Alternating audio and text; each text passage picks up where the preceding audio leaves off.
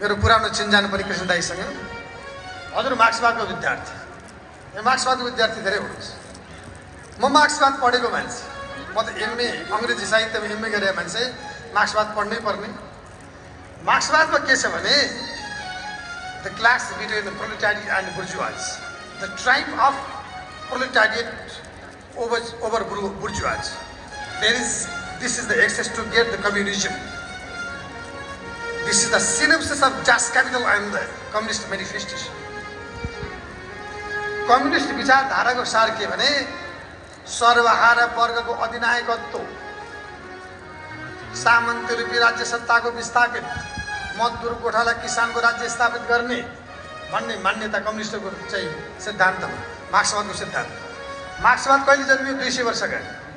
मार्क्सवाद जन्मनुभन्दा 5500 वर्ष अगाडि, 5200 वर्ष अगाडि कृष्ण भगवानले मजदुर गोठाला किसान मजदुरहरूको सङ्गठन गरिकन सामन्ती रूपी शोषण व्यवस्थाको अन्त्य गरेर कंशको राज्य व्यवस्थालाई विस्थापित गरेर गोठाला मजदुर किसानको राज्य बनाएको हो होइन। त्यही भएर मार्क्सको गुरु पनि कृष्ण हो। त्यही भएर भन्छु मार्क्सवादीहरूले सबैले भन्दा सबभन्दा बढी कसैलाई मान्नुपर्छ भने कृष्ण भगवानलाई मान्नुपर्छ। अहिले गजब उदाहरण दिन्छु। मोहन दाईलाई त अनुसन्धान गर्ने व्यक्तिलाई काम लाग्छ। हजुरले यही विषयमा भरे लेख्नुहुन्छ, मलाई थाहा छ। अझ गजब कुरा के छ भने मार्क्सको गुरु भनेको हेगेलको अब्जेक्टिभ आइडियलिजम, त्यसको सबभर्सन गरेर डायलेक्ट्रिकल मेटेरियलिजम, द्वन्द्वात्मक भौतिकवाद मार्क्सले बनाउनु। उनको गुरु कान्ट, उनको गुरु चाहिँ निचेको गुरु कान्टको गुरु चाहिँ एरिस्टोटल गुरु प्लेटोको गुरु सुकरातको गुरु वेद। त्यही भएर वेदको चेला हो मार्क्स। द्वन्द्वात्मक अवस्थाको बारेमा हाम्रो पूर्वीय दर्शनले पहिले भने।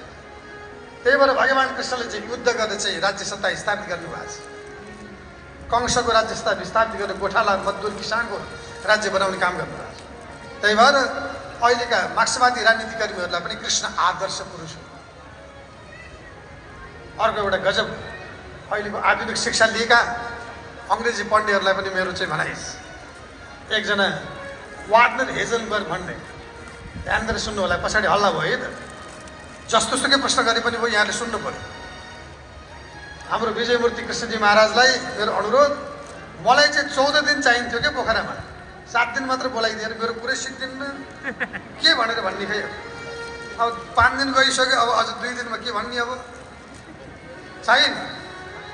फेरि पोखरामा आउनु पाऊँ, भगवान् यस्तै ज्ञान दिन पाऊँ, यति चाहिँ काम।